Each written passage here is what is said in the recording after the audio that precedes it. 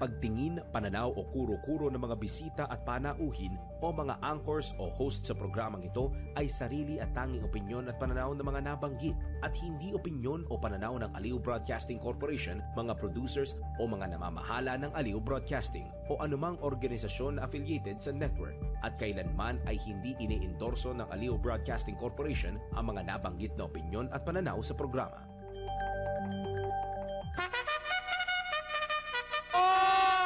O yung mga merong kamag-anak na galing abroad, ha? May bagong sombrero. Ha? Ayan. Yung may mga anak na galing abroad, ha? Ang oras natin. Tingnan nyo yung mga bagong relo nyo. Philippine time, ha? Philippine time. Philippine time. O kaya yung mga bagong cellphone ninyo. Tingnan nyo yung mga bagong cellphone Sombrero, ninyo. sombrero. Kung tama yung oras, ha? 6 na minuto, makaraan ng alas 10 ng morning. Humanda na sa mga malalaking balita. Trending viral. Pinag-uusapan sa buong Pilipinas at buong mundo. Ronda Pilipinas Headlines.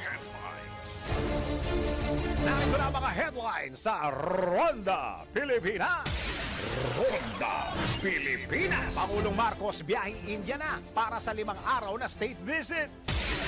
Ronda Pilipinas. Senado pinaghihinay-hinay ng isang constitutionalist sa pagpapasya sa naging desisyon ng Korte Suprema sa impeachment ni VP Sara. Ronda Pilipinas. Ito na, panibagong big-time oil price hike. Kasado na, kasbu, bukas. Ronda Pilipinas. Matapos ang napakalakas na lindol sa Kamchatka Dormant Volcano sa Russia, sumabog. Ronda Pilipinas. Alas Pilipinas, humataw ng bronze sa CV League. Ronda Pilipinas. Magpapatuloy ba ang fair and good weather sa susunod na 3 araw o baka may lakad kayo? O may LPA na magiging dahilan ng patuloy na colorless outing? Alamin sa live weather report ni Daryl Justin.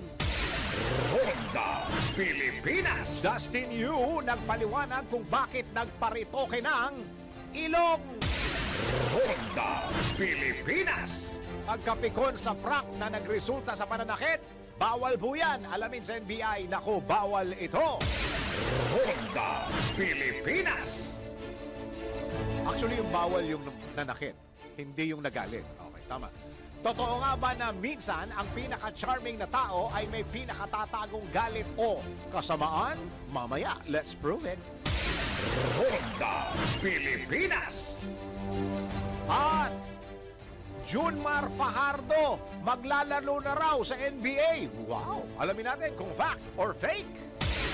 Ronda Pilipinas. Ang mga malalaking mga balita, ang mga matitinding mga pinag-uusapan, ang mga maiinit at pinagtatalunang mga issue. Lahat hagip, lahat malalaman. Hindi lang sa buong Metro at Mega Manila. Kasama na ang buong Pilipinas. Hahagupit na ang mga malalaking issue sa Ronda Pilipinas. Live na live sa DWIZ AM Metro at Mega Manila. Naka-live din sa DWIZ News FM Regional Stations. Naka-live din sa Radyo Ronda AM Radio sa Pilipinas. Live ding mapapanood sa Aliw 23 Free TV. At naka-live din sa lahat ng DWIZ Digital News accounts, Facebook, YouTube at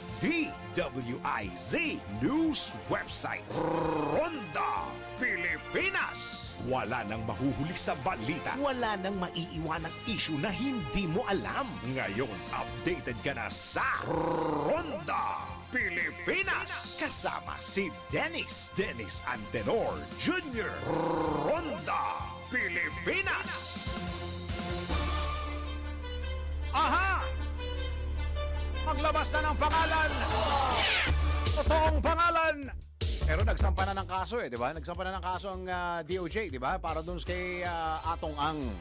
Ang hirap kasi alam mo, sa totoo lang, ako hindi naman sa kumakampi ako sa mga abogado ni Atong Ang. Pero pag wala ka naman kasing kaso, anong sasagutin mo? Exactly. Alam nga naman, sagutin mo yung mga questions sa media. Di ba? Tanong lang naman talaga sa media yan o kaya sa social media. Pero kung tutusin, legally, wala ka naman talagang sasagutin. Yes. Pero kung nakapagsampa na ng kaso, yan. May question and answer portion. Yan. Pwede ka nang sumagot sa mga kaso dahil may kaso na eh. Pwede ka mag-your honor. Yan. Di ba? Your honor. Tulad na lang yan sa mga tunay na pangalan na may problema sa flood control projects. Tingnan nyo ha, ang sabi ho ni BBM, ang sabi ni Pangulong BBM, kahit na kaalyado niya, wala siyang pakialam. At ang napanood nyo ba yun? Hindi nyo pinanood? Sana pinanood ninyo. Ang sabi niya, kapag ka nanloloko siya ng taong bayan, hindi ko siya kaalyado. Tama. Very good. Ang problema, sino mag-iimbestiga? At sino ang aalam? Mr. President, dapat hindi taga DPWH kasi ang iimbestigahan lang nila, sarili nila. Exactly. Di ba? Lalo, mas maganda siguro kung atasan ng NBI o kaya ang DOJ na mag-imbestiga. Tama. Pero baka isa sa mga araw na to, uutusan na yan ni Pangulong BBM. Naman. Mahirap naman kasi kung iimbestigahan nila, parang ang nangyayari dyan, investigate me. Di ba? Yung sarili mong iniimbestigahan mo, paano kung kasama ka doon sa mga pinangalanan? Mahirap yon. Di ba? Our problem, our investigation. Saka, ngayon, walang ulan. Tama. Di ba? Walang ulan. Mas maganda ho, ginagawa na natin yung dapat gawin habang walang ulan. Ito na naman. May papasok. Ilan yung papasok, pare? Ang tinataya ngayong buwan ay 2 hanggang 3. Pag 2 hanggang 3 na bagyo pumasok na naman sa Pilipinas, ito na naman. Tsaka na naman tayo mag-uusap sa mga flood control projects na yan. Aalamin na natin kung sino talaga ang pumirma niyan.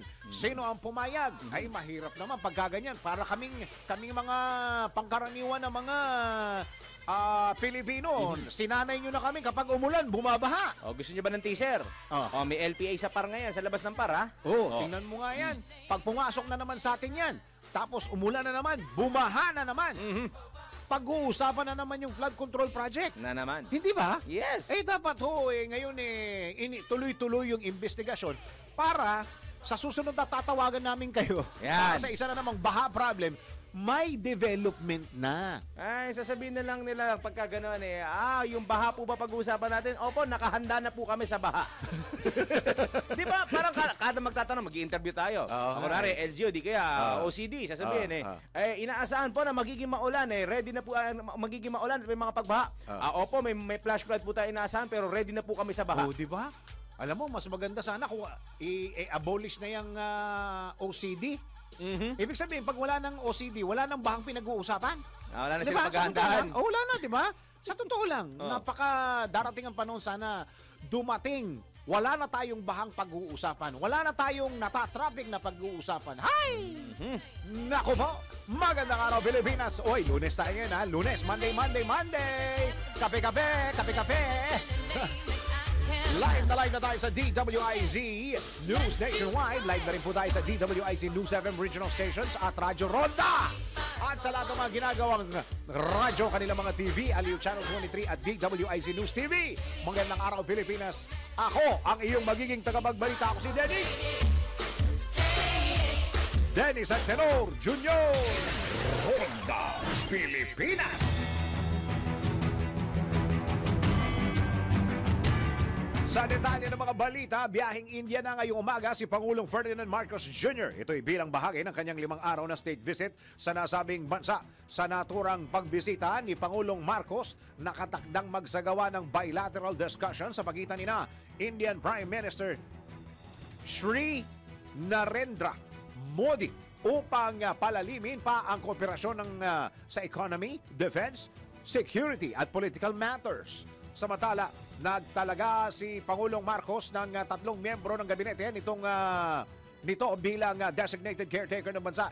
Kabilang na rito sina, Executive Secretary Lucas Bersamin, Education Secretary Sani Angara. Parang yung dating nandun sa education ang nilalagay niyang caretaker. Ngayon, iba na. Education Secretary Sani Angara at Agrarian Reform Secretary Conrado Estrella III.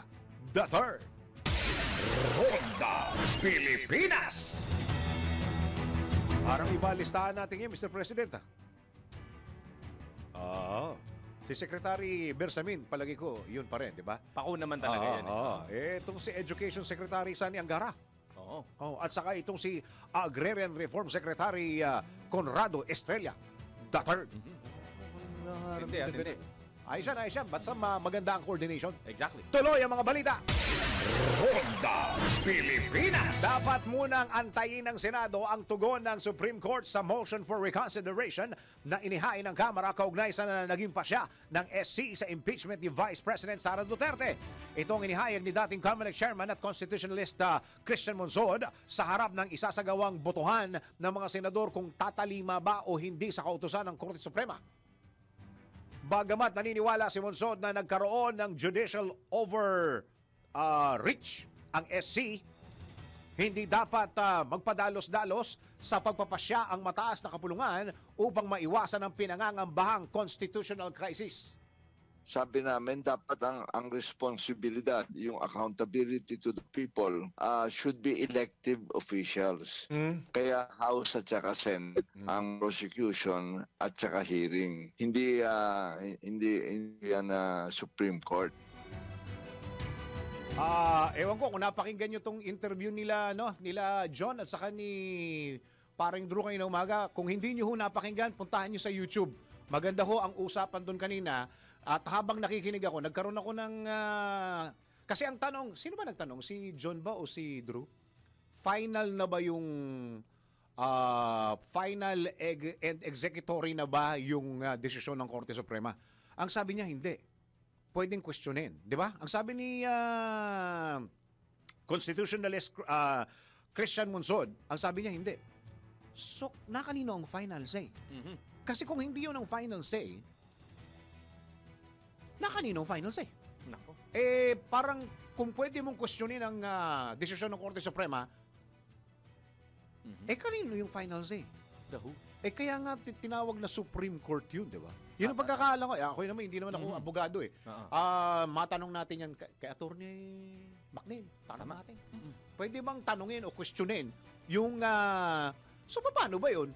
Kapag kanino mo i-confirm na tama yung desisyon ng Korte Suprema? Supreme Court yun, di ba? Kataas-taasan na sila. Kataas-taas ang hukuman yun eh. So, pag kinwestiyon mo yun, tapos sinabing hindi yun ang final, nakanino ang final? Magbabato-bato, pick na. Yun ang problema dyan. Tanong mo, di ba, sa isang Hindi, simpleng sabagay. usapan, pagka maski sa tindahan ni Aling Barang, pag nag-uusapan ka, sinabi na ni Kapitan yan, wala na, hindi na tayo kailangan, sumunod tayo. Di ba? Kung hindi kay Kapitan yung final decision, at pwede mong questionin yung desisyon ni Kapitan, kanino pupunta yung kaso? Ano yung, di ba? Sa kanila meron, pero sa Korte Suprema yung problema kasi. Parang feeling ko magpipingpong eh. Di ba? Lahat magpipingpong. Sige, isang araw baka may part 2 pa yung usapan bukas, 'di ba? Yung mga legal luminaries, ika nga, mga legal luminaries, ha?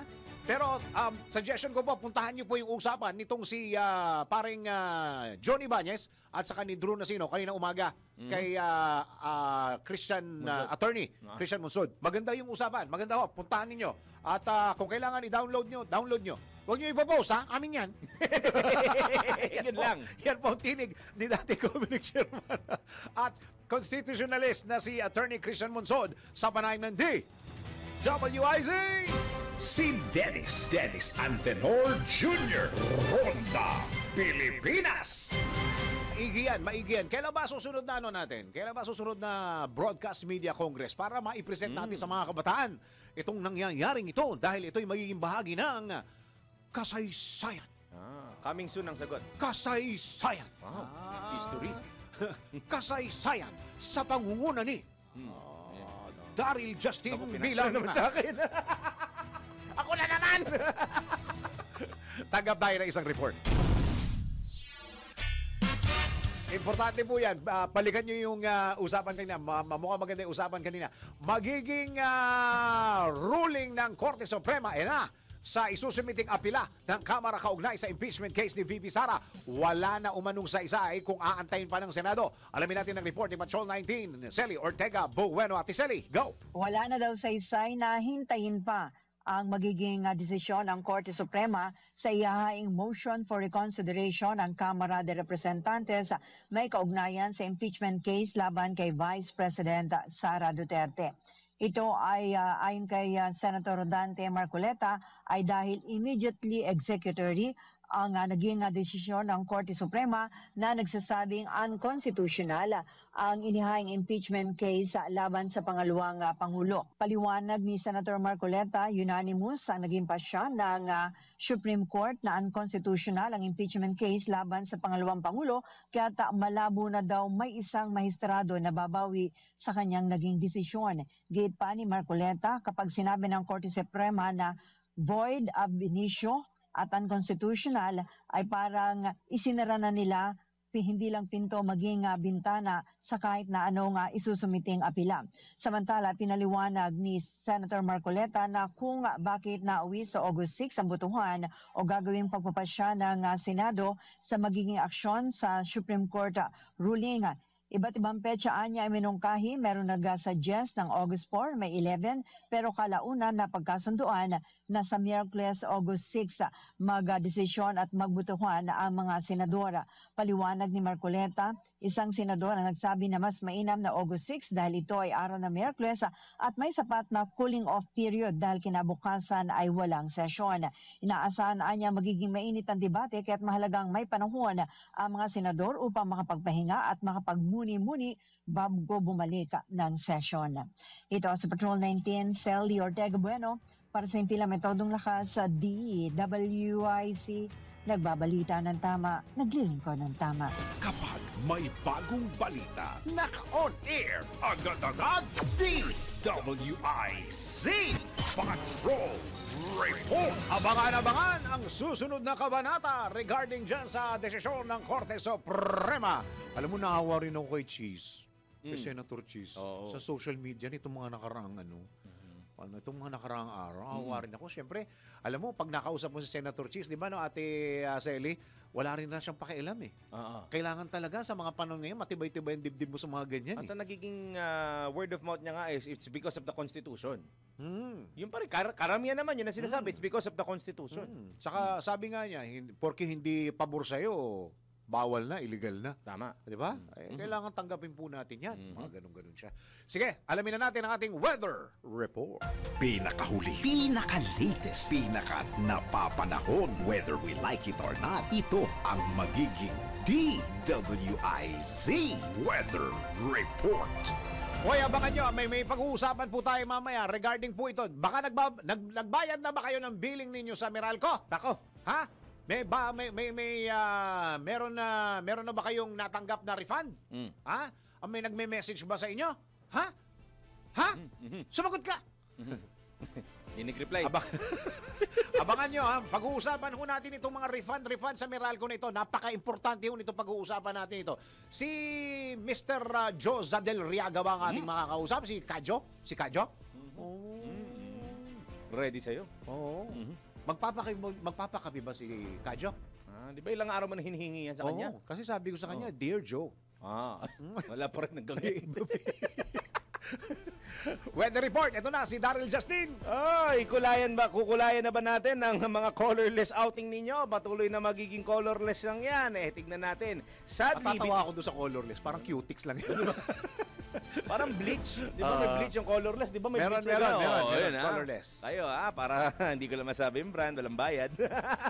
Sa ating weather report para sa araw na ito, na gaya na nabanggit ko po sa pasimula kanina, may LPA na naman tayong binabantayan. Ito po ay kasalukuyang nasa labas ng Philippine Area of Responsibility.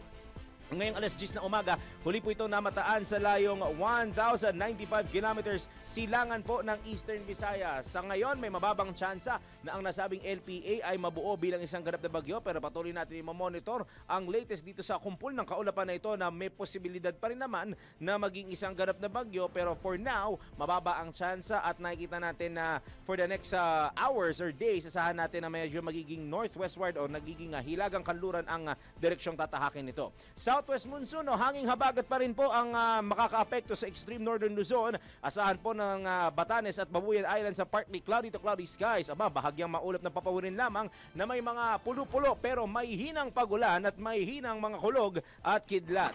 Ayan, wala yan ng Friday, walang ganyan. Grabe unti-unti talaga kumukulag yun. Walang ganyan ng Friday. Pero sa Metro Manila at nalalabing bahagi ng bansa, hindi po tayo nakakaranas ng habagat ngayon. Localized thunderstorms lamang. Mahihina mga pagkulog at pagkidlat at maaliwalas. Huwag muna, kakakarwash ko lang. Yan. Okay naman yung car wash, no? Huwag muna. Ako mamaya ako car wash. Okay. Kaya hindi ulan mamaya na nananalig ako dahil wala rin namang ulap gaano sa kahit anong bahagi ng ating bansa. Localized thunderstorms lamang ang aasahan natin sa araw na itech para sa Metro Manila at malaking bahagi ng Pilipinas. Sa ating 3-day weather sa mga pangunahing lungsod simula bukas hanggang Thursday, Metro Manila, good weather pa rin po tayo. May hina mga ambon lamang ang aasahan bukas. Pero pagsapit ng Wednesday and Thursday, may mga isolated rains at may hina mga kulog at kidlat. Wednesday at Thursday po yan, 26 hanggang Mahina pa rin no? Mahina. That's good ha. Enjoyin natin Nakaayos. At least good news ang weather natin. Ayan, Metro Cebu, ganun din po at Tuesday. Maganda po ang lagay ng panahon at may mga mahihina pa rin kulog at kidlat maging sa Metro Davao. So we can expect the majority of our kalakihan po ng lugar sa ating bansa ay bahagyang maulap lamang na may mga tsansa na mahihinang mga pag-ulan lalo na sa hapon o gabi. Maglalaro ang temperatura sa mga metro cities natin mula 25 hanggang 33 degrees Celsius. Ako'y may narinig kanina kay Ian Articona na siya pala yung galing sa Baguio pero mainit daw.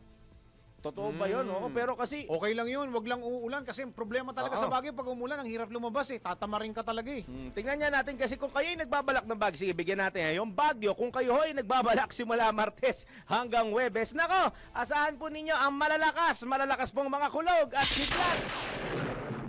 Ang tawag dun makipasok. 16. Engineer naman. Grabe naman. Babaka na naman yun.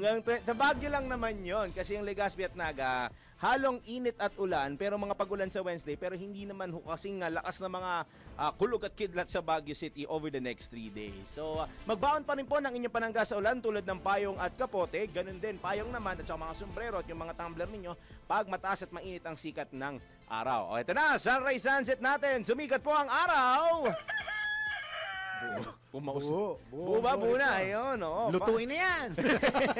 Iprito mo na. 5:40 ng umaga po, tumilaw ka manok at lulubog ang araw. Yan. May tahimik. Ibig sabihin walang ulan. Ay, namimiss ko na yan. Sa probinsya, di ba? Sa Dagupan, di ba? Ano ba probinsya mo? Ay, hindi, ako dito, ang mayroong probinsya, parents ko. Father ko, Nueva Ecija, Talavera. Ayan, maganda rin dyan. Mother ko ay sa Iloilo. Saan Talavera? Talavera, Nueva Ecija ang father ko. Ayun, sa may Central Luzon. Meron akong kaibigan dyan si Anthony Talavera. Yun pa yung nagpo-programa sa kabilang stasyon. Labo na naman nito. Batiin ko daw siya. Katonyeng! Ay, Katonyeng! Si Anthony Talavera. Sige, push mo yan Tingnan mo bukas makalawa pag nagprograma yon, black and white picture mo naman yung makikita mo sa broadcast nila. Nakakawawa doon si Kuya Angel. Ayun po muna ang aking latest weather report. Whether you like it or not, ako po si Daryl Justin na may bagong paalala. Ang bago ko pong paalala, may araw na. Wala mo na yung bota kasi hindi naman mo na may araw na, maglaba ka. Nagbabalita ng tama, naglilingkod ng tama. Pinakahuli, pinaka-latest, pinaka-napapanahon, whether we like it or not, DWIZ Weather Report. Ronda Pilipinas. Isang reminder lang po ito sa ating mga kababayan, sa mga nanonood, nakikinig, naka-follow sa DWIZ. Huwag pong matakot magpakonsulta sa tuwing makakaramdam po kayo ng sakit. Ano po? Dahil may PhilHealth na siguradong aalagaan ang kalusugan mo. Lahat tayo ay miyembro at sigurado sa benepisyo. Pumunta lamang sa mga accredited consulta package providers para makapag-avail ng consulta package. At para sa karagdagang informasyon, bumisita lamang sa kanilang website na www.philhealth.gov.ph at pindutin ang click to call icon. Dahil Pilipino ka, may PhilHealth ka! Ronda Pilipinas. Makakausap natin si Kadjo para regarding sa refund ng Meralco. Tingnan natin kung hanggang kailan ang refund at sa paanong paraan makukuha ang tinatawag na refund. Yan. At hanggang kailan, ha? 30 minuto na makaraan ng alas 10 ng morning. Tuloy-tuloy mga balita at impormasyon sa Ronda Pilipinas. Tanggap po tayo ng isang report. PCSO na mahagi ng 106 na patient transport vehicles. Wow, dami. Sa Mindanao, alamin natin ang report mula kay Angelo Bainyo. Bilang tugon sa direktiba ni Pangulong Ferdinand Marcos Jr. na palakasin ang serbisyong pangkalusugan sa buong bansa, na mahagi ang Philippine Charity Sweepstakes Office o PCSO ng 106 na patient transport vehicles sa mga lokal na pamahalaan sa Zamboanga Peninsula at Lanao del Sur. Pinangunahan ni na Pangulong Marcos Jr. at PCSO General Manager Melquiades Robles ang turnover ceremony sa Dipolog City, Zamboanga del Norte. Ayon kay Robles, umabot na sa 1,173 ang kabuuang PTV na naipamahagi ng PCSO sa buong bansa sa ilalim yan ng kasalukuyang administrasyon. Yan ang PCSO, hindi umuurong sa pagtulong. Angelo Bainyo, nagbabalita ng tama, naglilingkod ng tama. Ronda Pilipinas. At alam nyo ba na ang katumbas ng bawat taya sa Philippine Charity Sweepstakes Office o PCSO ay kawang-gawa? Sa bawat ticket mo, siguradong may matutulungan ng kababayan sa kanilang pangangailangang medikal. Dahil sa PCSO, basta kawang-gawa at pagtulong, hindi kanila uurungan. Kaya palaging tandaan, ang bawat taya may kawang-gawa. Ronda Pilipinas. At kanina, bago tayo nag-break na pag-usapan po natin itong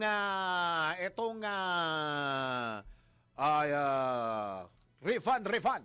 Okay? Alam nyo naman, pagka-refund ang pinag-uusapan, alam kong nakikinig kayo. Alam kong nanonood kayo pagka-refund sa Meralco pinag-uusapan. At nasa linya po natin ngayon ang Vice President at Head of Corporate Communications, si Mr. Joe Zadelriaga. Sir Joe, Ka-Joe, maraming salamat sa pagsama sa Ronda Pilipinas.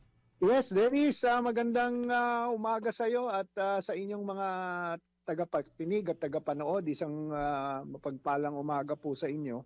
Salamat sa pagkakataon makakapagpaliwanag. Iyon. Sir Joe, bago natin puntahan yung refund sa Meralco, pwede ko bang kumustahin itong dati may proyekto kayo yung yung mga spaghetti na yes. Yung sa mga poste-poste ng kuryente. Kumusta na po? Tawag namin diyan anti-urban blight operation. Yun. Talagang masigasig at walang humpay naming tinutuloy ito, Dennis, kasi kailangan natin masiayos yung ating mga pasilidad, particular yung mga sampay dyan sa mga poste namin. In fact, just several weeks ago, meron kaming isang malawakang operasyon dito sa Maynila. And we were honored that no less than the city mayor, si Mayor Isko Moreno, ang sumama sa amin. At dito sa May Binondo, may mga inayos kami dyan. And tuloy-tuloy naman ito. This is franchise-wide. Metro Manila and the adjacent provinces that are part of the Meralco franchise. Wala naman kami let up. So, at the end of the day kasi, Dennis, yung kailangan dito yung safety ng community. Tama. Hindi natin maaaring pagsawalang bahala, no? Lalo na pagkaligtasan na ng publiko at ng ating mga minamahal na kababayan ang involved. Okay. Sir Joe, hindi naman ibig sabihin na kumpul-kumpul yung mga wires na yon, para malaman po ng mga kababayan natin, hindi naman lahat ng mga wires ng mga ganon na mga poste, hindi naman ibig sabihin lahat yun Meralco, Sir Joe, di ba? Hindi. Oo, kasi yung Meralco, siya yung nasa pinakamataas na bahagi, no? Usually standalone yun. Ang tawag dyan, mga attachments, line attachments. Unfortunately, Dennis, nung nag-pandemic tayo, siyempre, medyo kinailangan muna nung mga tao natin na marami sa mga tao natin na limited yung kanilang paglabas. Ang nangyari, dahil tumaas yung pangangailangan sa communications, dahil nga nakakulong yung mga tao sa bahay, naglatag ng kung ano-anong mga linya yung mga hindi na rin nagpaalam sa amin at maging sa local government units. Tapos, nung tapos na yung pandemya, iniwanan. Iwanan. Babait. So, yung mga ganong kable, unang-una, nagdadagdag ng weight yan eh. So, kaya makikita mo parang mga spaghetti wires na basta na lamang iniwan doon. So, yan yung naging saninong aksidente kung matatandaan mo.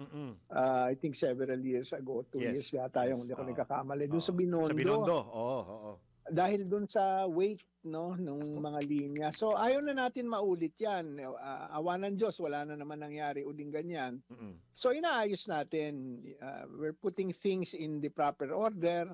We are making the campaign very aggressive.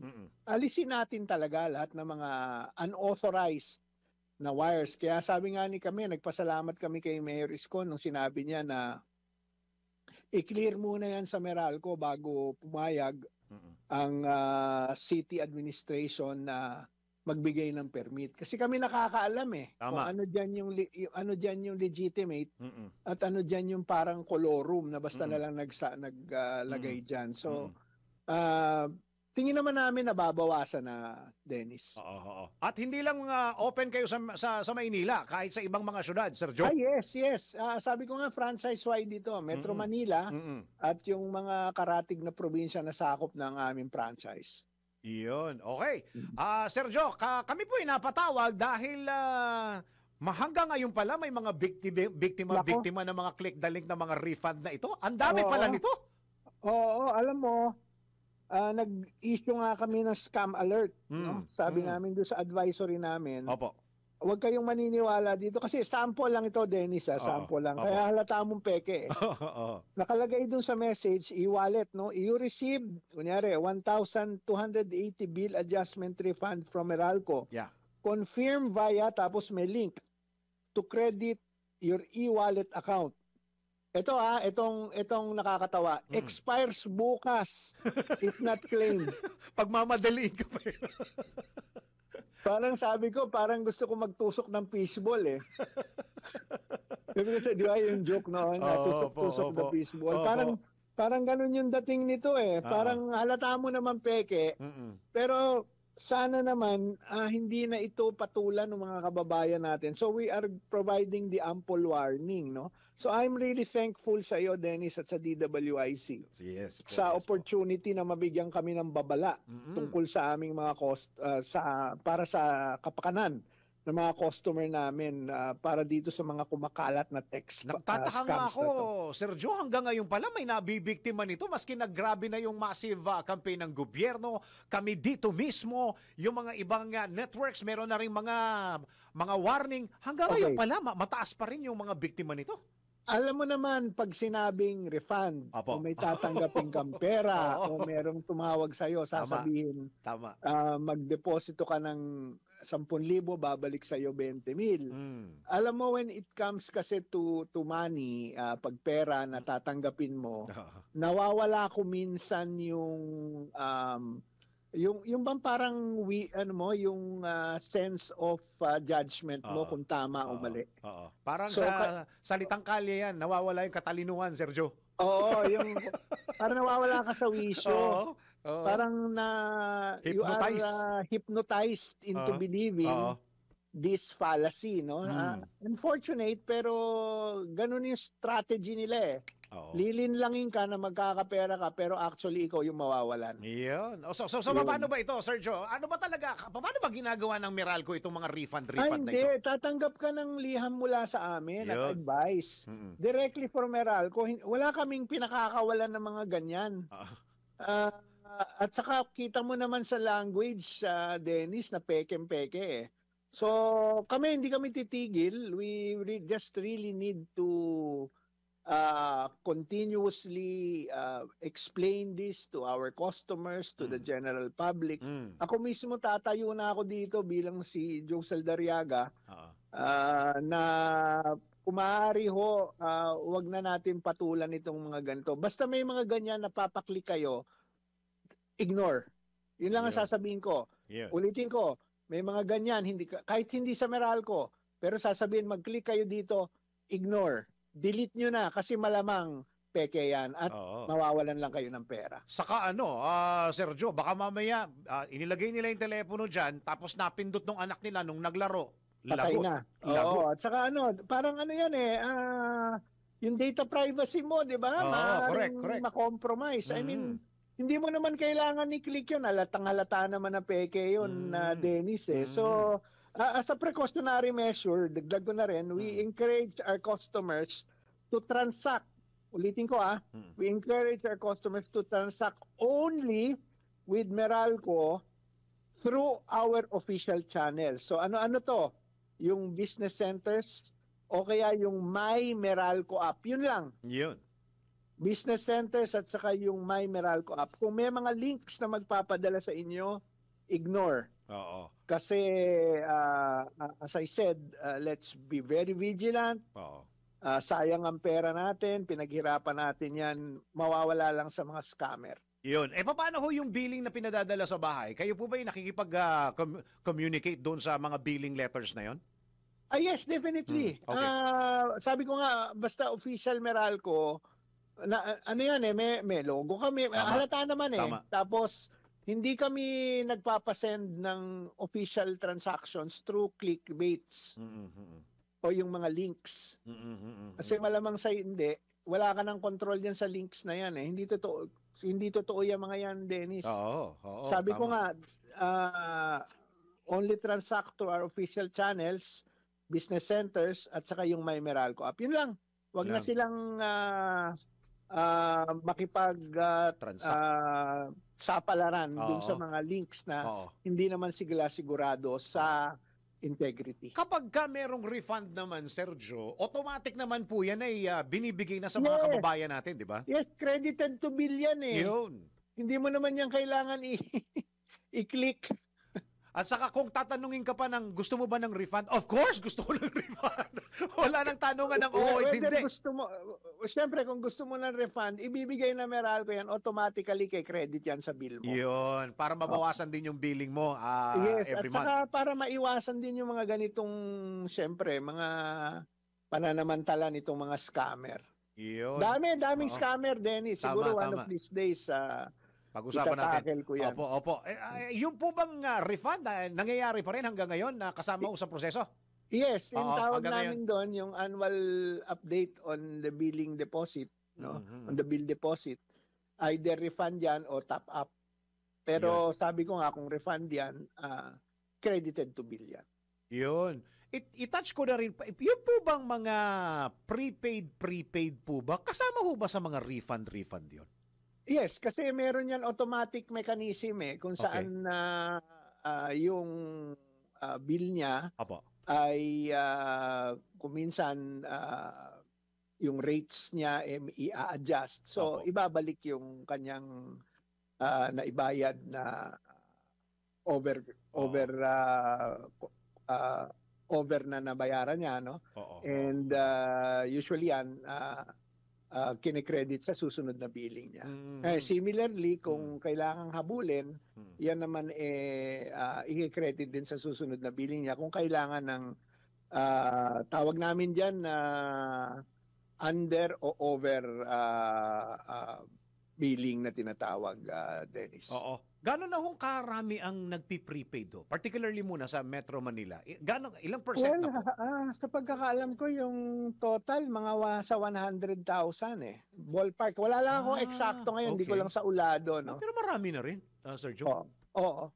Mabalik ko lang, no? Kung kunyari, nagbayad ka sa prepaid mo ng yung rate mo nag-adjust, it's either ang mangyayari diyan under o over recovery. Yung tinatawag doon, under o over recovery. So kung under recovery, ibig sabihin nun, may konting top up yung customer. Kung over recovery naman, i-refund ka. Yun. I-credit sa bill mo. Sir Joe, meron nung text sa akin dito yung kababayan ko, ipagbigyan ko na. Total kausap mo pare ang Meralco, tanong mo nga na totoo bang bumibili sila ng kuryente dun sa mga solar na nasa bahay pagka sumusobra kuryente? Ito po, Sir Joe. Tawag dyan net metering. Oo. May ganun infrastructure talaga, Dennis, na yung kunyari may sobra kang Kuryente. pwedeng i-export. Oo. Tawag na export Oo. Babawas talaga sa bill mo yun. Pero Talagang kayo po, tutunin as Meralco, bumibili ba kayo ng kuryente sa mga nagsosolar? Yes, technically yes. Ayan. Kasi ine-export nila sa amin eh. So makikita nila yan sa bill nila. Kaya may mga ibang nagsosolar, sabi nilang mura na lang ng bill namin kasi naka-export kami sa Meralco Grid. Oo. So, yun, that is one of the options of of having a solar rooftop system. Yun, very good. Okay, Sir Joe, huling paalala para sa ating mga kababayan na nanonood, nakikinig, naka-follow social media. Go ahead po, Sir Joe. Well, let's all be vigilant. Lagi nating tandaan to think first before you click. Kung may katanungan naman kayo tungkol sa inyong bill, bukas ang aming mga tanggapan. You can also send your inquiry sa aming official Meralco Facebook page or sa pamamagitan ng pagtawag sa aming hotline sa 16211. Dennis, ang final reminder ko, mag-iingat po tayo. Ang mga scammer, magpapadala ng kung ano-anong link yan, wag na natin i-click. Think first before we click. Iyon. Sir Joe, maraming salamat po sa oras na binigay niyo sa DWIZ po. Salamat sa DWIC. Katuwang niyo lagi sa public service ang DWIC. Maraming salamat. Thank you very much, Vice President and Head of Corporate Communications, si Sir Joe Zaldariaga. Ronda Pilipinas. Pilipinas ang ating oras.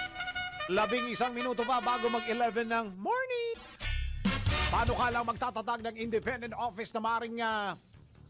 okay. Pagsumbungan pala to. Akala ko pagsabungan. Pagsumbungan. Sabong na sa isip ko. Pagsumbungan ng publiko at magdidisiplina sa mga mambabatas na nakagawa ng kalokohan. Isusulong sa Kamara. Alamin natin ang report ni Patrol 30 Jelly Mendez. Jelly, go! Target isulong ni House Committee on Ethics and Privileges Chairman at 4-piece party list Representative J.C. Abalos ang pagtatatag ng independent na tanggapan kung saan ay maaaring isumbong ng publiko ang mga kongresistang gumagawa ng kalokohan o hindi magandang pagkilos. Ayon kay Congressman Abalos, ang naturang hakbang ay bahagi ng kanyang policy proposal kasunod ng pag-viral ng litrato at video ni AGA Party List Representative Nicanor Briones na nanonood ng sabong sa kanyang cellphone habang nasa gitna ng sesyon ng Kamara. Binigyan diin ng kongresista ang kahalagahan ng pagkakaroon ng opisinang tututok sa pagdidisiplina sa mga mambabatas tulad na lamang ng umiiral sa Amerika kung saan ay maaaring magsumite ng reklamo ang complainants o whistleblowers.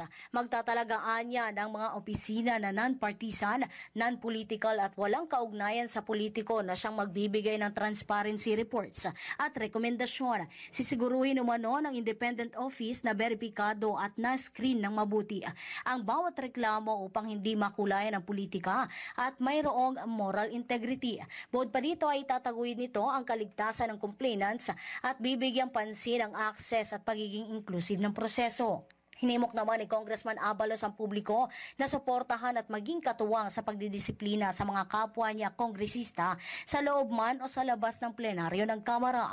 Sa ngayon ay pinag-aaralan pa kung ang policy proposal ay ihahain sa pamamagitan ng resolusyon o panukalang batas, pero kanyang hihilingin ang suporta ng liderato ng Kamara para dito. Ito si Patrol 30. Jelly Mendez nag-uulat para sa impilang may todong lakas sa DWIZ. Nagbabalita ng tama, naglilingkod ng tama. Kapag may bagong balita, naka-on air, agad-agad, DWIZ Patrol Report. Alas Pilipinas, humataw ng bronze sa CV League. Yun, dapat talaga paghiwalayin. No? Ulat mula kay Ian Articona.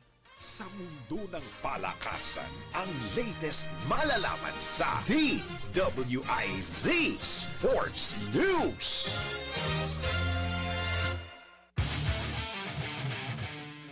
Pinabagsak ng Alas Pilipinas ang Indonesia sa score na 25-20, 25-20, 16-25, 25-13 sa Leg 1 ng 2025 CV League sa Thailand at nakuha ang kanilang ikatlong bronze medal.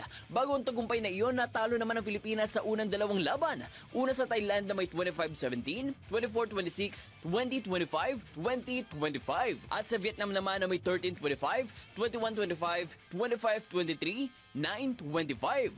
Naumantong sa 1 1-2 win-loss record. Pinangunahan ni na team captain Gia de Guzman pati na sina Angel Canino, Ea Laure, Alyssa Solomon at Fifi Sharma ang kanilang unang panalo ng Nationals. Sa darating na leg 2 na gaganapin sa Vietnam mula Agosto 8 hanggang Agis, inaasahan ni Coach Jorge De Brito na mapalakas pa ang kanilang laro bilang karagdagang paghahanda sa 33rd Southeast Asian Games sa Thailand ngayong Disyembre. At yan ang aking sports news. Ian Articona, nagbabalita ng tama, naglilingkod ng tama. Ang latest, bagong-bago, fresh na fresh. DWIZ Showbiz News. Dustin Yu, nagpaliwanag kung bakit nagparitoke ng ilong. Napaka-importanteng balita ito. Halamin natin mula kay Anton. Para sa aking balitang showbiz, inamin ng dating PBB housemate na si Dustin Yu na may malalim na dahilan kung kaya't nagparitoke siya ng kanyang ilong. Ayon sa aktor, hindi pagpapapogi ang dahilan ng pagpapaopera niya ng kanyang ilong, kundi dahil sa kanyang sleep apnea. Ito umano ang talagang dahilan kaya't kinailangan niya ipaopera ang kanyang ilong para sa kanyang kalusugan. Makipot daw kasi ang daanan ng kanyang paghinga, kaya't madalas siyang bangungutin at lagi siyang napupuyat. Iba na raw ang epekto sa kanyang katawan ng madalas na bangungot at puyat, kaya't nagdesisyon na ang kanyang pamilya na ipaayos na ang daluyan ng hangin sa kanyang ilong. At iyan ang balitang showbiz para sa impilang may todong lakas, DWIZ. Ako si Anton, nagbabalita ng tama, naglilingkod ng tama. Engineer! Junmar Fajardo, maglalaro raw sa NBA. Totoo ba to? Alamin natin kung fact or fake. Pangarap ng mga Filipino basketball players ang makapaglaro sa pinakatanyag na liga sa buong mundo, ang National Basketball Association o NBA. May ilang pagkakataon ng sumabak sa tinatawag na draft combine ang ilan nating kababayan para makapasok sa NBA draft. Kaya naman, nag-viral ang post online na nagsasabing magiging parte na ng Golden State Warriors sa paparating na 2025-2026 NBA season ang big man ng San Miguel Beerman na si Junmar Fajardo. Sasabak na nga ba si The Kraken sa Bay Area? Kumpirmahin natin sa fact or fake. Alamin mo na kung tama o mali, kung totoo o hindi. Bawalang peke. DWIZ Fact or Fake. Sa isang Facebook post na lumabas noong July 8, makikita ang isang art card na may nakalagay na Golden State Warriors projected 2025-2026 lineup kung saan kasama ang pangalan at litrato ni Junmar. Ilan sa ating mga kababayan ang naging excited na mayroon ng Pinoy na sasabak sa NBA. Pero ayon kay Fajardo mismo, isa itong meme at nag-comment pa siya sa isang interview na nadamay pa ako. Sa ginawa din naming research, walang opisyal na pahayag mula sa social media page ng Warriors o anumang kumpirmadong ulat mula sa mga lehitimong news outlet kaugnay ng umano'y kasunduan. Malinaw na ang nasabing viral post ay isang meme, kaya't ang napapabalitang maglalaro na sa NBA si Junmar Fajardo ay fake. Para sa Fact or Fake, Daryl Justin, nagbabalita ng tama, naglilingkod ng tama. Huwag magpapaloko, huwag magpapagancho, huwag magpapaskam. Bawal! Bawal ang peke. DWIZ Fact or Fake. Ronda Pilipinas. At yan ang kabuuan ng mga balita at impormasyon sa Ronda Pilipinas. At bago tayo magpaalam, tayo muna magpatama quote of the day. Work hard, yes, but live well too. Yan. Nantabayanan po ang susunod na programang Yes, Yes, Yo, Topacio. Kasama sina Attorney Ferdy Topacio at Miss Juvie de Guzman. Maraming salamat, Pilipinas. Ako ang iyong naging tagapagbalita. Ako si Dennis. Let's do Tony.